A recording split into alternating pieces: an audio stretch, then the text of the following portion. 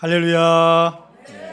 하나님께 사랑받으시고 하나님을 사랑하셔서 또 이 찬양 예배 드리시는 모든 분들에게 하나님 우리 아버지와 주 예수 그리스도로부터 은혜와 평강이 넘치도록 임하심을 믿습니다. 집사님, 서 집사님, 혹시 우리 회중 한번 비춰줄 수 있으십니까? 카메라로? 저희가 카메라를 달았습니다. 아시죠? 그래서 우리 회중석에 은혜 받으시는 모습을 볼 수가 있습니다. 왜냐하면 지금 이 오후 예배 드리신 분들의 얼굴이 용안이 주의 말씀으로 빛나고 있기 때문에 한번 설의 그 얼굴 한번 보시라고 이거 보여드리기로 합니다. 한번 이렇게 카메라도 쓱 움직여 주시면서 자 카메라 무빙 우리 교회 수준이 이렇습니다. 서울에 있는 큰 교회만이 아니라 울산에 있는 큰 교회인 우리 세계비전교회에 이렇게 훌륭한 하나님의 아드님과 따님들이 또 주님만 바라보시고 활짝 웃으시면서 예배드리신 모습이 너무 기뻐서 이렇게 한번 우리가 함께 봤으면 좋겠다 싶어가지고 한번 보여드립니다. 여러분, 제가 새벽 예배 드리신 분들한테 말씀드렸지만 우리의 얼굴이 전도지입니다. 전도지. 우리 얼굴이 뭐라고요? 전도지입니다. 그렇죠? 그래서 예수님을 향해서 바라본 우리 얼굴이 빛나는 모습을 볼 때 사람들이 우리를 통해서 예수님을 만날 수가 있습니다. 그래서 제가 그런 말씀을 드렸었거든요. 새벽에 교회 오시기 전에 일어나서 저도 화장실부터 제일 먼저 가거든요. 가서 이제 거울을 딱 보면서 첫 번째 이렇게 해야 된다고 말씀드렸습니다. 어떻게 해야 된다고요? 거울을 딱 보면 씩 웃으라고요. 눈도 부어있고 다 부어있지만 화장실 가서 거울 보시면 이렇게 한 번씩 웃어주는 거예요. 왜 웃습니까? 하나님께서 오늘도 나에게 생명을 주셨다. 그리고 나로 일어나게 하셨다. 그리고 주의 이름을 부를 수 있게 해주셨다. 여러분, 이게 최고의 복 아니겠습니까? 아침 일어났는데 주님을 향한 감사가 없다. 주님을 향한 기쁨도 없다. 이것처럼 슬픈 일이 어디 있겠습니까? 오늘도 1부부터 2부 예배 또 3부란다. 오후 찬양 예배까지 지금 매번 예배 드리시는 분 계시잖아요. 이게 얼마나 힘드십니까? 제가 그 성도님을 만나면 끌어안지 않습니까? 그래서 우리 올해 김효선 장로님께서 예배위원장이 되셨는데 장로님 아침 일찍 오시잖아요. 그럼 1부 예배 드리기 전에 저랑 한 번 안으셔야 됩니다. 눈 마주쳤으니까 한 번 안고, 그리고 1부 예배 끝나고 또 한 번 안고 2부 예배 들어오는데 만약에 김효선 장로님이 그날 대표기도면 저는 또 한 번 안으셔야 됩니다. 그리고 2부 예배 끝나면 또 한 번 안고, 찬양 예배 끝날 때 또 한 번 안고. 그래서 우리 김효선 장로님께서 아이고 하시는데 그때마다 장로님 이제 한 번 남았습니다. 그랬는데 여러분, 우리가 이렇게 예수님의 이름으로 함께 만나서 사랑합니다 고백할 수 있고 또 이렇게 사랑합니다 포옹할 수 있는 것, 이거 하나님 주신 복인 줄로 믿으시기 바랍니다. 상대방이 이쁘고 상대방이 멋져서가 아니라 예수님을 믿는 믿음의 공동체라는 이 분명한 기쁨 때문에 상대방을 그냥 인간 누구가 아니라 하나님이 사랑하시는 아들, 하나님이 사랑하시는 딸로 인식하기 때문에 우리가 기쁘게 감사할 수 있고 기쁘게 고백할 수 있는 줄 믿으시기 바랍니다. 여러분, 노력하지 않으면 아무것도 안 됩니다.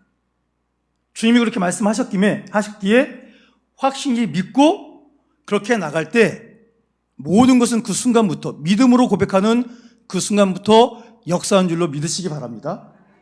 그래서 오늘도 우리가 이 오후 예배 때 또 무엇을 기대하고 예배에 앉았습니까? 하나님의 말씀, 주님 주신 말씀을 듣고 그 말씀대로 살겠습니다 결단하면서 오늘도 이 자리에 있는 줄로 믿습니다. 여러분, 이런 말이 있어요. 죄 짓고 못 산다. 죄 짓고 못 산다라는 말이 있습니다. 2015년에 있었던 뺑소니 살인사건이 있었어요. 아마 기억하실 겁니다. 이게 좀 사안이 심각해가지고 별명이 하나 붙었는데 크림빵 아빠 뺑소니 사건. 아시면 거기 끄떡끄떡 하시네요.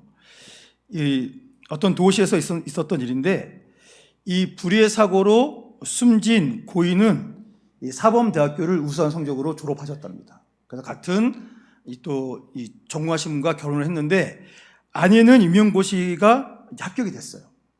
근데 이 남편은 안 됐습니다. 고인은 되질 않았어요. 그래서 이 결혼하고서 또 임용 준비를 준비하는데 이 돈이 많이 들지 않습니까? 그래서 이제 존을 준비하기 위해서 이제 화물차 운전을 했습니다. 사고 당일날 그때 아내가 임신 7개월 상태였어요. 근데 여보 크림빵이 먹고 싶어. 그래가지고 빵 먹고 싶어? 그래서 이제 빵 사러 갔다 돌아오는 길에 이 교통사고를 당해서 그러면 고인이 되신 분입니다. 이 사연이 너무 슬퍼가지고 보도가 많이 됐어요. 그분도 뭐 그러려고 한 건 아니겠지만 이 뺑소니가 일어났지 않습니까? 근데 도저히 범인을 찾을 수가 없는 거예요. 미궁에 묻을 뻔했는데 이 가해자의 아내가 남편을 설득해서 경찰서에 와서 자수를 했습니다. 그래서 이 자수하게 된 자수를 결심하게 된 동기를 물어봤습니다. 그랬더니 이렇게 그분이 대답하셨어요. 숨을 쉴 수가 없었습니다. 저 짓고는 못 살겠더군요. 그래서 자수했다고 합니다. 그렇지요. 죄는 사람을 불안하고 초조하게 만듭니다. 오늘 본문에도 죄 짓고 두려워 떠는 한 인생에 대해서 우리에게 알려주고 있습니다. 그 사람이 누구냐면 바로 헤롯 왕입니다.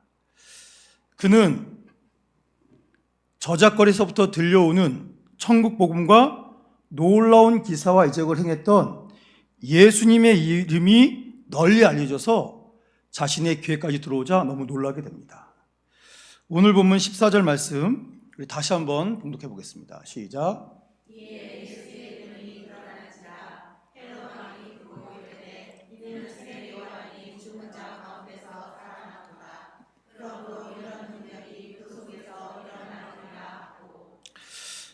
사람들이 하는 이야기가 들립니다. 그 이야기가 뭐냐면 세례 요한이 죽은 사람들 가운데서 다시 살아났다.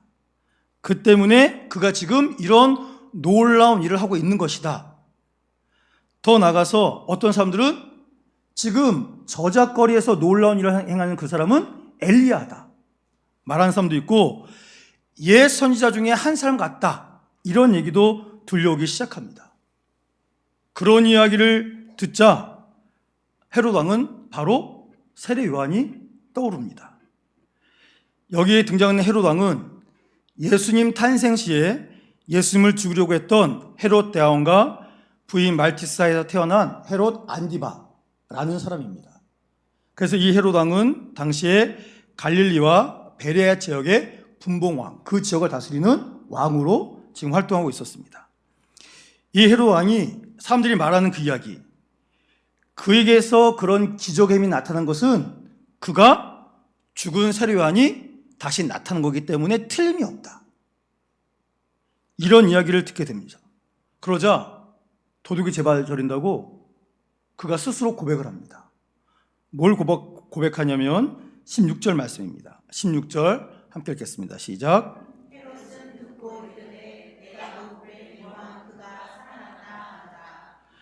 여러분 지금 아무도 안 물어봤어요. 누가 죽였냐? 어떻게 죽였냐? 물어보지 않았습니다. 그런데 도둑이 제발 저린다고 예수님이 부활한 세례 요한 같다. 그러니까 헤롯 왕이 뭐라고 그랬다고요? 설마 그럴 리가.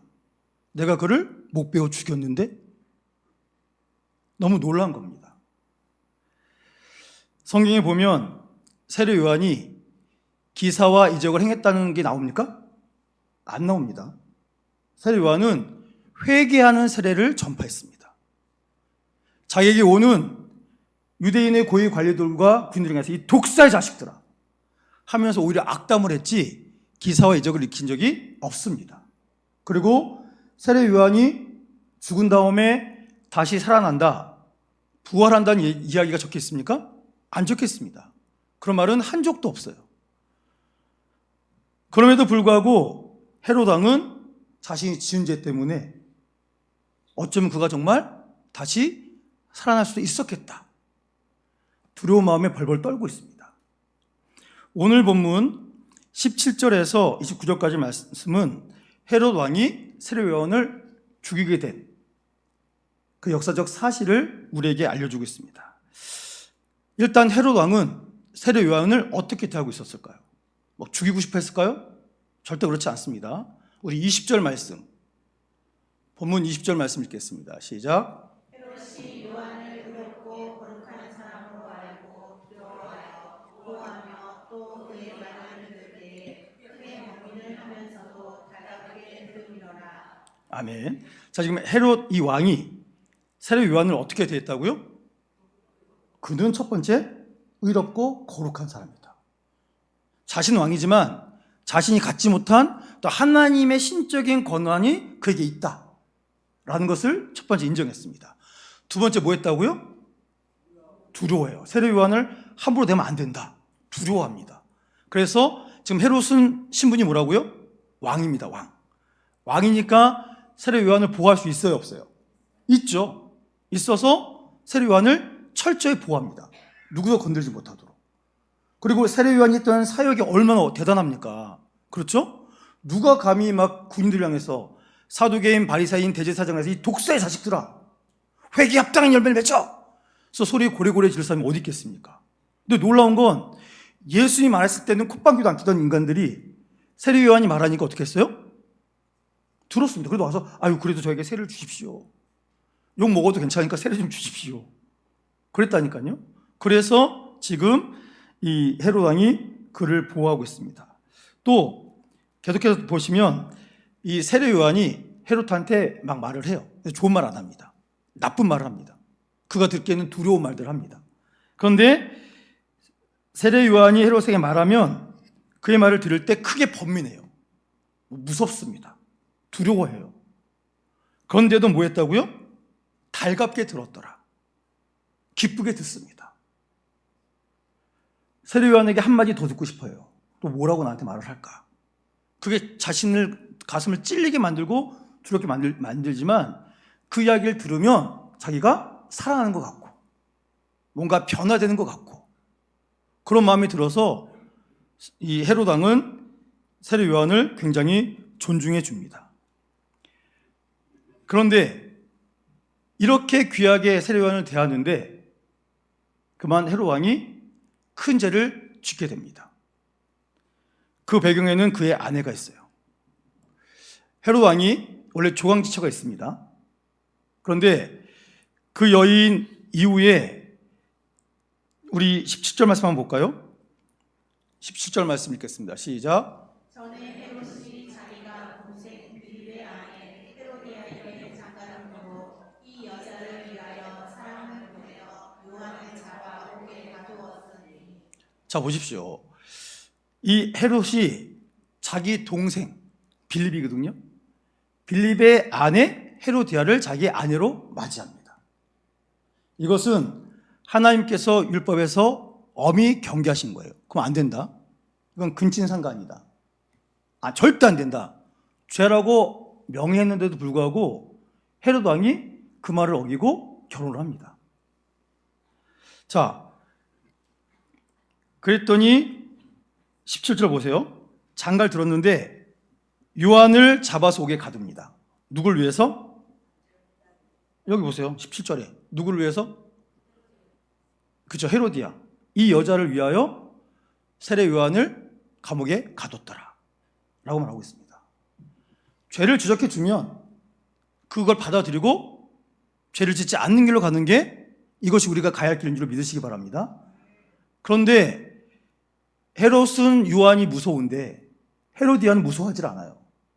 그러니까 저 쓸데없는 말하는 사람 길거리에서 말하면 안 되니까 저거 잡아 가두라고. 그 말 듣고 자기가 보호하던 세례 요한을 헤롯이 잡아서 옥에 가둬버립니다. 문제는 여기서 끝나는 거 아니에요. 그래도 헤롯은 계속 조심합니다. 조심하는데 19절 보세요. 헤로디아가 요한을 뭐로 여긴다고요? 원수로 여깁니다. 원수로만 여긴 게 아니라 어떻게 하기를 원합니까? 죽이기를 원합니다. 왜 죽이려고 했을까요? 자신의 잘못을 숨기려고. 저 요한만 저희 입을 닫아버리면 자신의 잘못이 숨겨질 거라고 생각해서 어떻게 하든지 세례 요한을 죽이려고 자신 남편에게 계속 끊임없이 얘기합니다. 왕이시여, 저 세례 요한을 죽여야 됩니다. 저 인간이 살아있는 동안 당신과 나의 이 부끄러움이 모든 사람에게 계속 고백될 겁니다. 그러니까 저거 빨리 죽입시다. 죽여서 우리를 힘들게 하는 원인을 제거하고 우리 좀 편하게 삽시다 하면서 끊임없이 이야기를 합니다. 한두 번 얘기하는 게 아니에요. 여러 번 얘기합니다. 그런데도 불구하고 헤롯은 그렇게 하지 않습니다. 안 된다. 못 죽인다. 자, 헤롯은 세례 요한을 죽일 마음이 없어요.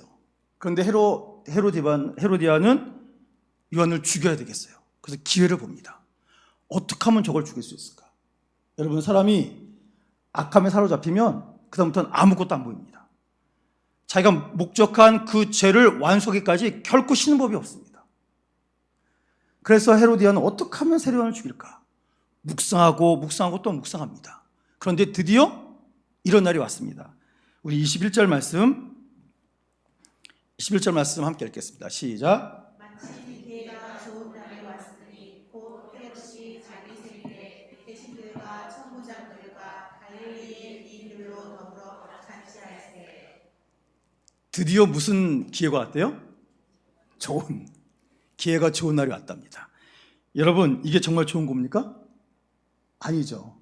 지금 이 좋은 기회가 뭐다는 거예요? 세례 요한을 죽일 수 있는 기회를 얻었다. 사람을 죽이는 게 어떻게 좋은 기회가 됩니까? 근데 악한 자, 자신의 죄를 숨기려고 하는 자는 사람을 죽이는 그날이 좋은 날이 될 수도 있다는 것을 성경에서 우리에게 보여주고 있습니다. 이 좋은 기회라는 것은 죄를 짓는 순간이고 돌이킬 수 없는 멸망으로 가는 그날인데, 이 날을 헤로디아는 학수고대하고 있습니다. 지금 이 악한 날, 악함에 사로잡힌 헤로디아에게는 이날보다 더 좋은 날이 없었다는 뜻이죠. 이날은 어떤 날입니까? 자, 21절 보니까 곧 무슨 날이 왔어요? 헤롯의 생일. 왕의 생일이니까 얼마나 좋은 날입니까? 이날은 좀 인자해지고 자비도 베풀고 또 원수라도 이날만큼은 좀 이뻐 보이고 하는 그런 좋은 날이 온 거죠. 그런데 이 좋은 날을 사람 죽인 날로 삼습니다. 자, 보세요. 21절 보니까 헤롯이 자기 생일 맞아서 대신들, 천부장, 갈릴리의 귀인들을 다 불러 모았습니다. 잔치하려고요. 그래서 잔치할 때 빠질 수 없는 게 있죠? 술 한잔 해야 되죠. 취한다, 기분 좋다, 알딸딸하다. 그래서 기분 좋은데, 이 기분 좋을 때 기분 좋음을 또 이 여흥을 돋우기 위해서 또 무의들이 나와서 춤을 춥니다. 근데 특이한 게 22절 보니까 지금 누가 들어와서 춤을 추고 있어요? 헤로디아의 딸. 지금 딸이 들어와서 춤을 춥니다. 근데 여러분, 이게 말이 안 됩니다. 이 당시에 왕의 여인들은 별궁에서 따로 살고 있어요. 같이 이곳에 어울릴 일이 없습니다.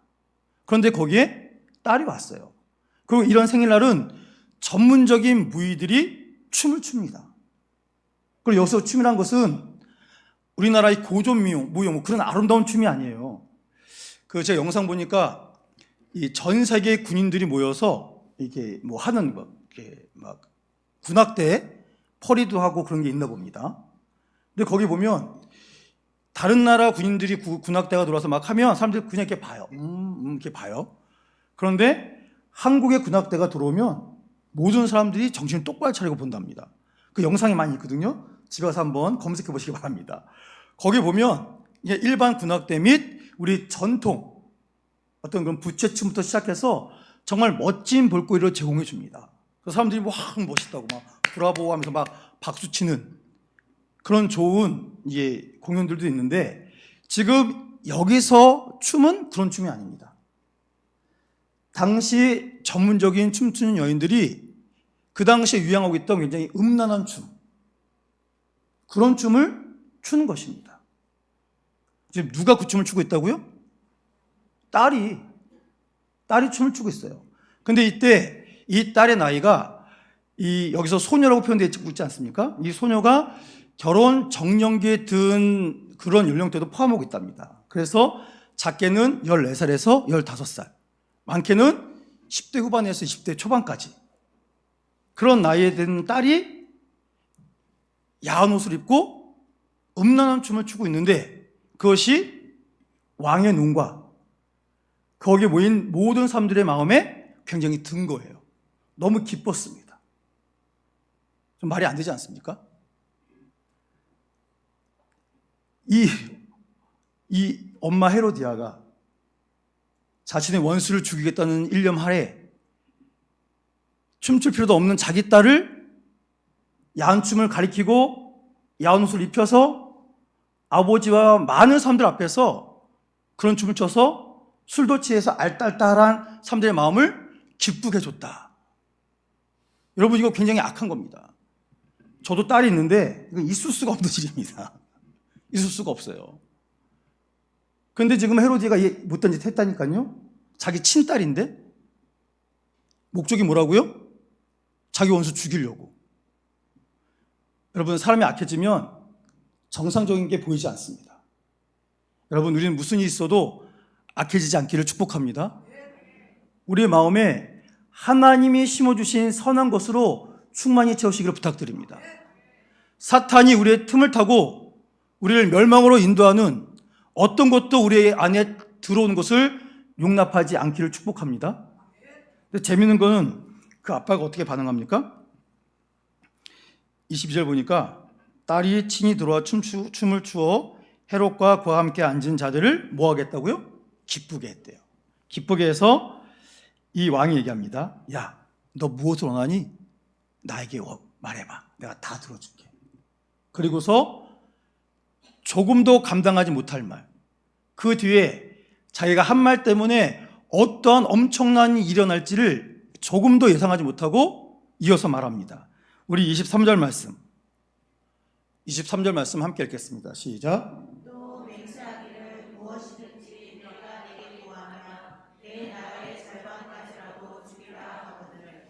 아멘. 지금 헤롯 왕이 뭐라고 했다고요? 말만 해, 말만. 네가 원하면 뭘 준대요? 나라의 절반까지 준답니다.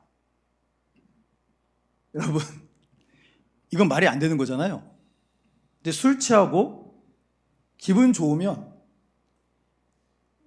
주워 담을 수 없는, 감당할 수 없는 말도 막 속된 말로 짓거리게 됩니다.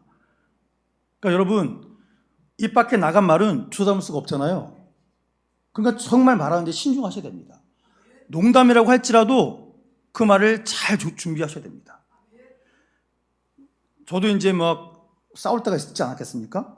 근데 제가 상대방한테 그랬어요. 막 열받아가지고 막 쏟아내려고 그러는 거예요.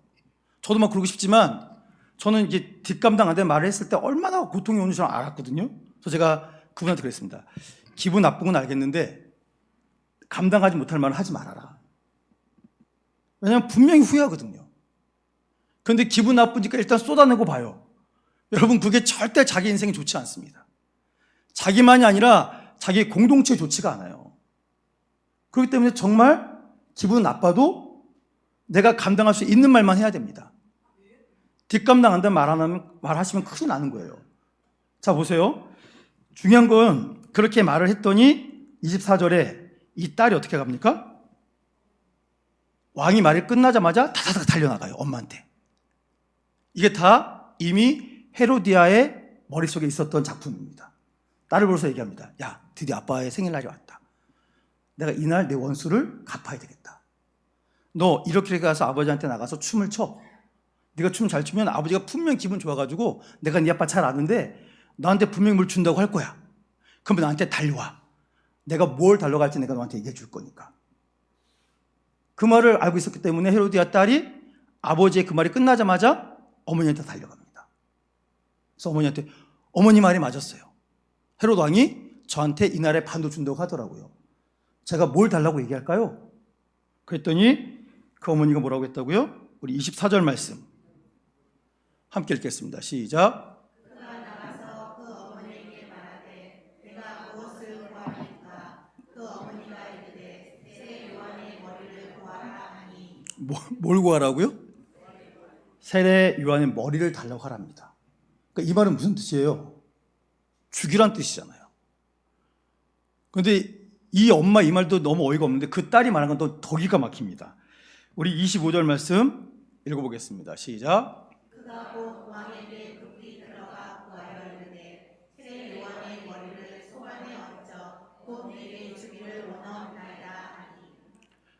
뭐라 그랬다고요? 왕이시여, 세례 요한의 목을 댕강 잘라가지고 쟁반에 담아서 저에게 주십시오. 여러분, 그림 그려지십니까? 제가 다 잘 먹는데 못 먹는 게 있어요. 몇 분 물어보셔서 말씀해 드렸는데 제가 정말 다 잘 먹습니다. 근데 못 먹는 게 몇 가지가 있습니다. 그 중에 하나가 보신탕이에요. 보신탕. 이유가 있는데, 제가 초등학교 1학년 때라고 생각됐는데 그때 집에서 학교를 가려면 조그만 다리를 건넜어야 돼요. 돌다리를. 근데 이게 좀 밑에가 좀 이렇게 길었습니다. 근데 저도 지금 전 보신탕 잘 먹지도 않지만 제 머릿속에 어떤 말이 있냐면, 보신탕을 맛있게 먹으려면 어떻게 된다고요? 줄에 매달라서 두들겨 패야 된다고. 근데 제가 학교 가는 길에 걔를 이 목줄 해가지고 다리부터 던져가지고 두들겨 패는 걸 봤다니까요. 어린 나이에 너무 충격을 받았습니다. 그리고 제가 고등학생 때라고 생각됐는데 그때 제가 성남에 살았거든요. 제가 이래봐도 성남이 2층 집에 살았죠. 2층 집. 부자는 아니었어요. 이게 못 사는 사람들이 사는 2층 집은 집 안으로 2층 올라가는 게 아니라 집 바깥으로 계단에서 이렇게 올라가야 되잖아요. 그리고 또 옥상이 있는데 옥상은 또 그 당시에 계단이 없어가지고 그 철로 이렇게 아주 경사가 가파르게 해가지고 거의 경사가 60도, 70도 아주 가파르게 돼 있는 걸 타서 올라가야 됐었거든요. 근데 그 당시에 저는 1층에 살았고 2층에 두 가구가 세대로 살았었는데 2층 올라가서 거기서 이제 철제 계단을 타서 옥상 올라가는 길에 제가 이렇게 2층 올라가서 철제다리 다 올라갔는데 갑자기 이 작은 두 집 중에 작은 집 그 부엌 샤시문이 딱 열리더니 거기 이렇게 되는 이 뭡니까? 찜통이 있었어요. 찜통을 딱 여는 소리가 들렸어요. 딱 돌려봤더니 개 큰 개가 얼굴이 해가지고 이렇게 있는 게 보이는 겁니다. 너무 충격받아가지고 그래가지고 제가 그런 일이 있어서 보신탕을 못 먹습니다. 안타깝죠? 근데 제가 그때 그 아주머니께서 이제 끓이면 되기 때문에 아주 털도 다 제거하고 불순물 제거하고 이제 끓이면 되는 아주 좋은 상태로 깨끗이 해서 담아놨단 말입니다. 그런데도 뚜껑 딱 여는 순간 정말 이렇게 해가지고 이렇게 해서 세페터 같이 생겼는데 그거 이렇게 하고 있는데 지금도 생각이 나요. 지금도. 그거보다 두려운데 사람의 목을 잘라서 쟁반에 담아서 그걸 받으면 어떤 광경이겠습니까? 정상적인 사람 못 쳐다봅니다. 목 자르고 피 싹 빼가지고 뭐 이쁘게 처리해서 좋겠습니까? 여러분, 이게 얼마나 악한 일입니까? 자, 그렇게 말하자 26절 보세요. 이게 참 왕도 문제인데 그 말을 들어줍니다. 들어주는데 그 이유가 26절 함께 읽어보겠습니다. 시작. 왕이 심히 근심하나 자기가 맹세한 것과 그 앉은 자들로 인하여 그를 거절할 수 없는지라. 세례 요한은 세례 요한은 어떻게 됐다고요? 20절에 있는 것처럼 의롭고 거룩한 사람으로 알았고 두려워해서 보호했고 그의 말을 들을 때 크게 범인했지만 달갑게 듣는 그런 사람이었잖아요. 죽이고 싶지 않습니다.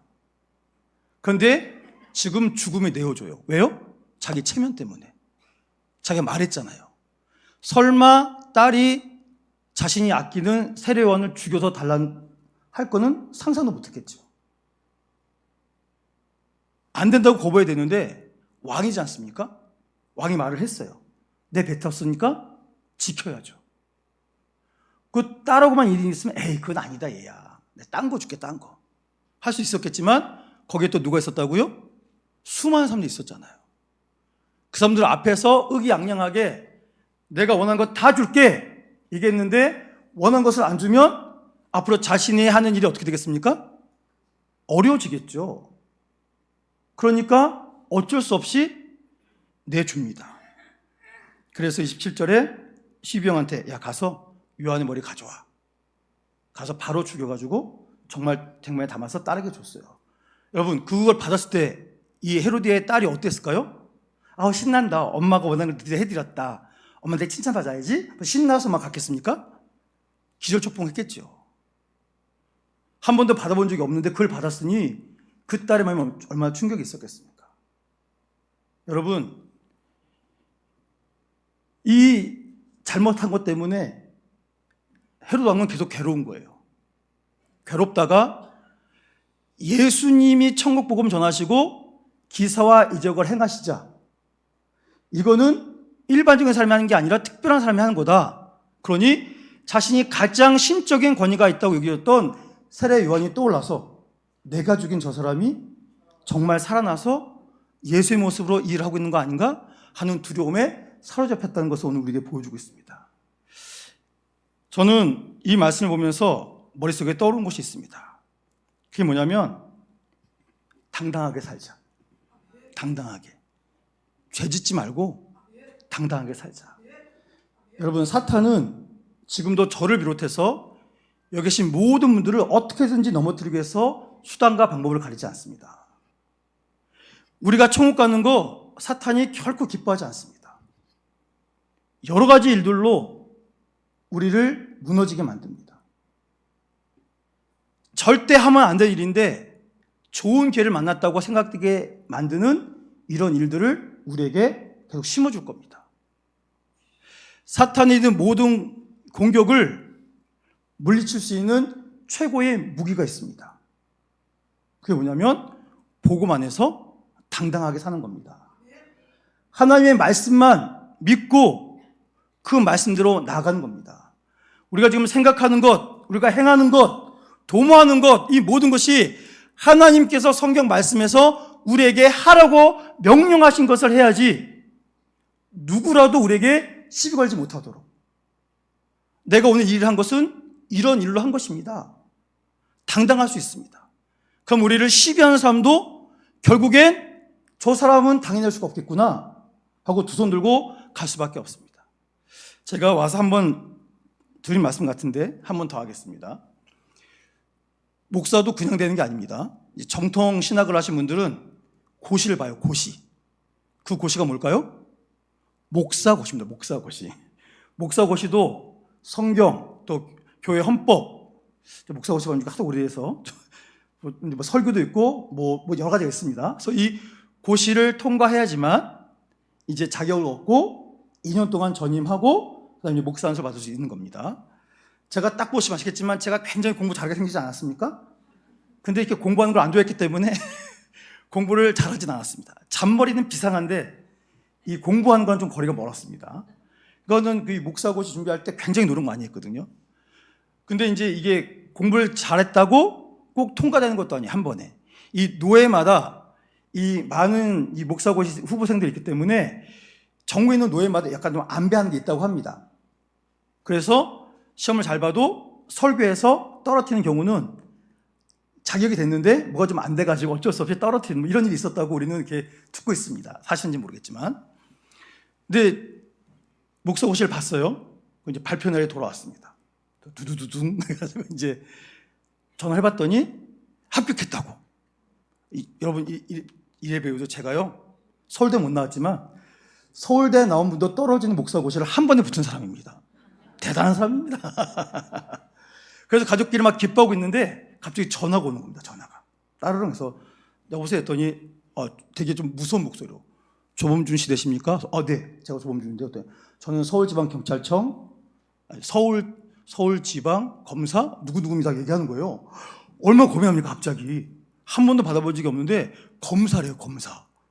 너무 겁이 나가지고 돌돌돌 떨렸죠. 저희는 안 졌지만. 그랬더니 갑자기 네 지금 맞는데 왜 무슨 짓인데 그랬더니 고발이 접수됐대요. 고발이. 제가 죄를 졌다고 고발이 접수됐답니다. 너무 겁나가지고 야 이게 무슨 말이냐. 목사고시 합격해서 이제 본격적인 목사의 삶을 살 수 있는데 내가 무슨 죄를 졌지? 막 머릿속에 막 생각을 했죠. 그랬더니 거기서 그러더라고요.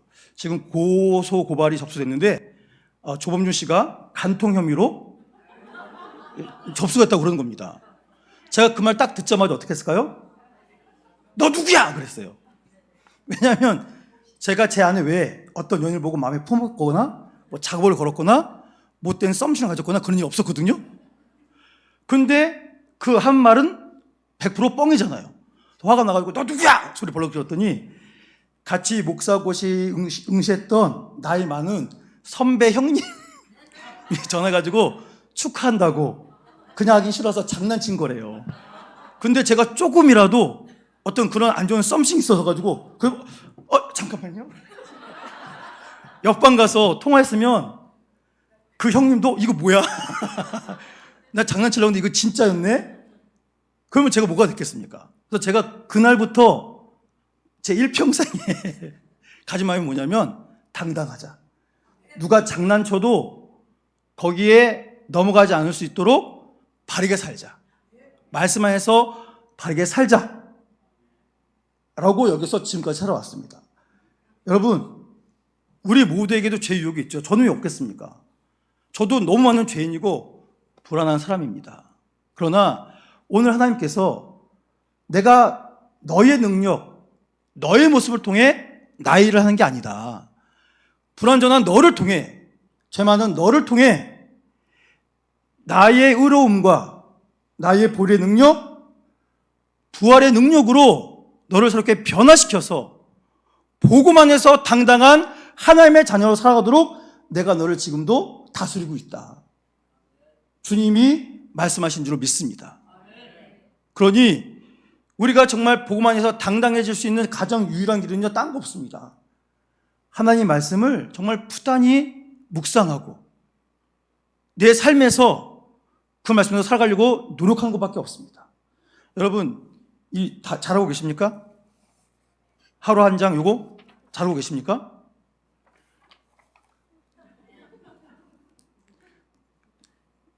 제가 하나하나 궁금하신 분들은 오세요.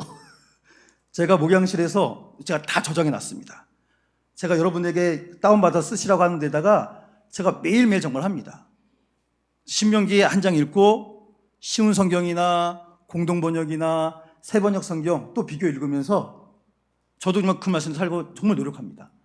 제가 하루에 2번씩 성경 본문을 소리내서 읽습니다. 여러분, 소리내서 성경 읽어보세요. 정말 뭔가가 다릅니다. 안 보였던 게 보입니다. 그럼 뭔가가 다른 번역본이랑 비교해서 읽으면 정말 느껴진다니까요. 여러분, 하나님 앞에 맨날 뭐 이거 주세요 저거 주세요 왜 안 돼요 하고만 하지 마시고 하나님께서 우리에게 주신 거 있지 않습니까? 자, 말씀을 읽어보시고 읽은 말씀대로 살아가려고 천국을 침노해 보시기 바랍니다. 그럼 정말 놀라운 역사가 나타납니다. 여러분, 우리 세계비전 믿음의 공동체는 세상 어디에서도 당당한 복음의 삶이 되시기를 축복합니다. 말씀 안에서 예수의 이름으로 세상이건 사탄이건 우리를 흔들려고 할 건데, 그래서 우리를 무너뜨릴 수 있는 좋은 게 만났다고 작업해 들어올 건데 조금도 움직이지도 마시고, 야, 나 하나님의 사람이야. 내 아버지가 하나님이셔. 예수님 내 친구다. 네가 어디 나를 넘보느냐. 말씀의 능력에 우뚝 서면 그렇게 할 수 있습니다. 제가 오늘 이렇게 자신 있게 얘기하는 건 지난 일주일 동안 열심히 했거든요. 여러분, 우리가 정말 복음 안에서 당당한 하나님의 사람 되시기를 축복합니다. 사탄이 결코 쓰러뜨릴 수 없는 최고의 무기를 가지시고 오늘도 오직 예수 이름의 권세로 세상을 호령하며 살아갈 수 있는 믿음의 사람들 되시기를 주의 이름으로 축원합니다. 기도하겠습니다.